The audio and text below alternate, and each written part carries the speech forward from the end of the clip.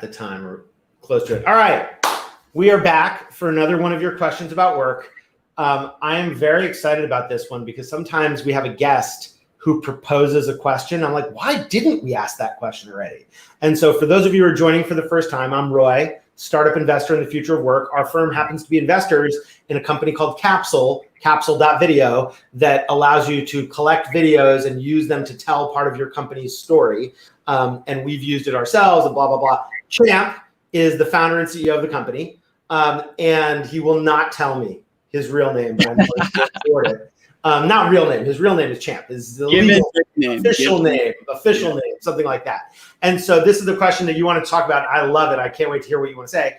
And so we always do one practical question about work. And today it's, I'm at work. How can I be happier? Awesome. Well, let me just start by giving you a story of why this matters to me. And I think this story will probably resonate with a lot of people. So when I was 18 years old, I had my very first real job in a corporate environment where I went to an office every day. I was making websites. It's not important, but that's what I was doing.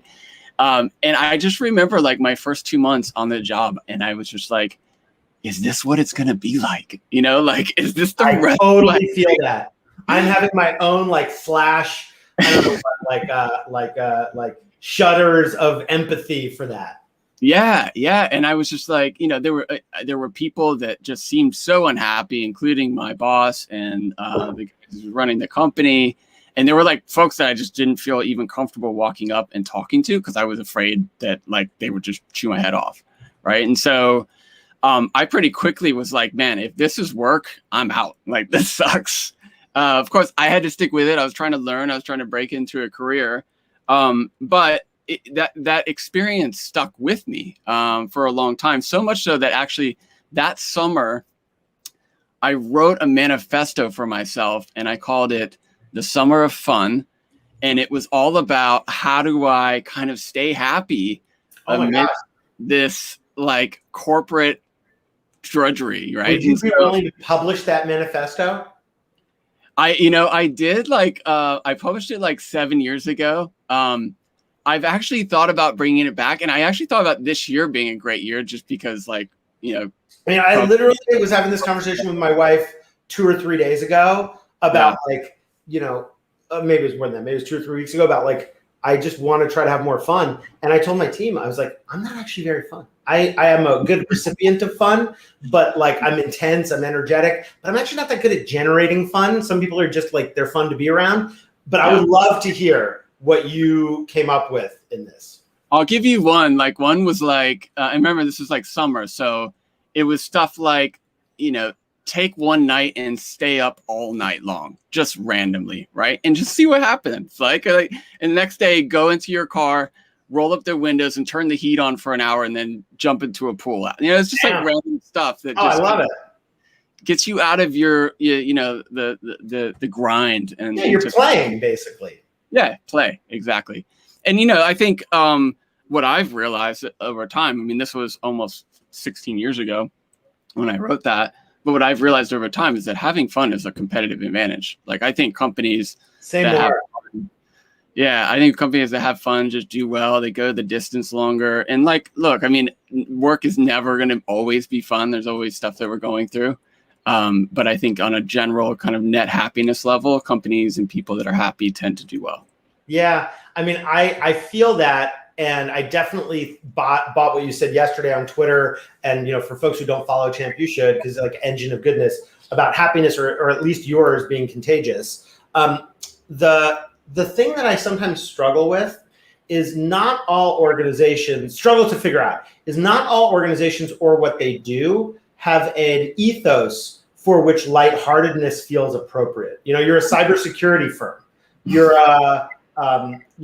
you're a mortuary. I mean, I don't know. I'm just making shit up. But totally work in mortuaries. And so to what extent do you feel like that is universal? Is there a way to make that universally applicable? Because like obviously Zappos did it in an unexpected context. Yeah. Now we could talk about the pathology of the founder and, you know, how that dovetailed into it. But they showed it could definitely show up in the unexpected context. How do you think about bringing it to a wide range of different contexts? Yeah, that's a good question. And I've never managed like 1,000-person company, so it's hard at scale. Like I I don't know. kind of have, and it's not that different. Yeah, I mean, we're not 1,000, but several hundred. It's not that different. yeah. And the other thing I'd say is there's probably like a macro happy company happiness and then like a micro version where it's just like little pods of happiness. And like I think it all comes down a lot to just individual people deciding I'm going to be happy and I'm going to spread happiness. And I've got some tips that I've So true. over the years, and it comes down to like teams mostly is what I would say. It's like if you it's can a be happy, team level thing. Yeah, I mean, I saw that in my old company. I mean, we were like in a fun space, which was ironic that actually the culture of the company was not that fun when I started. I think it'd just been a few hard years. We're in video games. But it became more fun, not so much because of me, other people, but like there was like the guy who worked in ad operations who was super fun. He used to come in like wearing a pig nose. There was like the people in accounting who were like playing poker all the time, whatever. And so any tips you have for people who are like, okay, champ, I accept your premise. Thou shalt be fun, or thou shalt enjoy. What kinds of things do you advise people to actually do? Yeah. So this going back to like the personal thing, I think the first one is have a personal mission. Like we always talk about companies having missions, but I think having a personal mission is really important, right? So if you're in a job where, obviously people sometimes have to do things that they don't want to do at work. That's fine. But I think people have control over their personal happiness at work by having a mission for what they are doing and why it is they are there. And if you can't really answer that question for yourself and you can afford to, you might want to consider looking for another job. Yeah.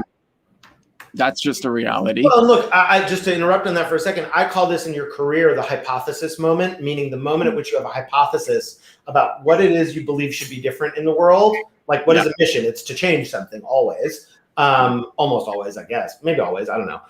And what role do you want to play in it? And then ideally you're selecting, if you're in a position of privilege to be able to do it. And we talked about two like people in tech who have had successful careers, blah, blah, blah. So let's just acknowledge also both men, white, whatever, let's acknowledge our privilege in it. But I kind of think if you're in a position to be able to do it, selecting your work in order to maximize its ability to bring your life's mission to life is a great thing to do. Yes. And I think that's also true of selecting who you're working with, right? And I think surrounding yourself with other happy people, and this was kind of what I was saying on Twitter yesterday, is just that's like the easiest hack, right? If you're around other happy people, you will find yourself becoming more happy because happiness is an infectious thing. I had this one employee, his name was Garrett, and he was just like the happiest dude I've ever met. And worked with him for like 6 years, and he would just go around spreading happiness, and anyone that was around him was super happy. So like find people like that in your company, in your organization, no matter how big it is, and seek them out and bring them into your sphere, I think is a really great, a great thing to do. Yeah. I love that. Any other tips for people before we have to wrap? I know you have like a kind of a wealth of these. So just curious what others are on your list. Okay. So I want to shout out a couple of people because I crowdsourced a couple of cool tips on LinkedIn. So I want to shout out Gabe Perez, who's head of social at Product Hunt. He says, even when work feels busy and things come at you fast, take a moment to pause and breathe. I thought that was great. My friend Jason LaFerrera, software engineer at Food 52, says, if you care about your coworkers, they'll become your friends. Don't just say thank you. Be specific about gratitude. Everyone wants to feel appreciated. Finally, Steve Malter, product designer, bring empathy to every conversation and every reflection. So I thought that was. Yeah, I love that. Uh-oh, did I lose you, champ? I hope I didn't lose me because of the rain. All right, I'm going to hope that that's you who froze and not me, and give it a minute. But either way, I think I'm going to have to wrap on this. But I love that. The other thing that I often think about is does my, you know what? I'm just going to reload.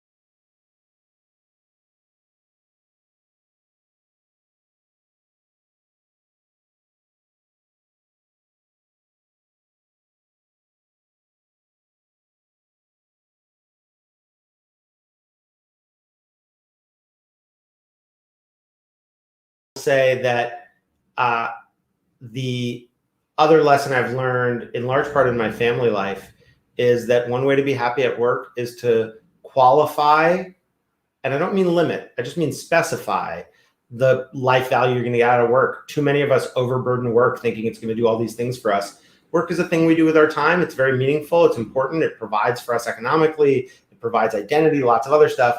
But, you know, you get to choose what you make the most important things in your life. And if you choose that it will be work, or if you choose that it will be your boss's opinion of your performance, not going to be as happy. All right. To be continued. Sorry about the glitch. Hope it was Champ's end, not mine. Might have been mine.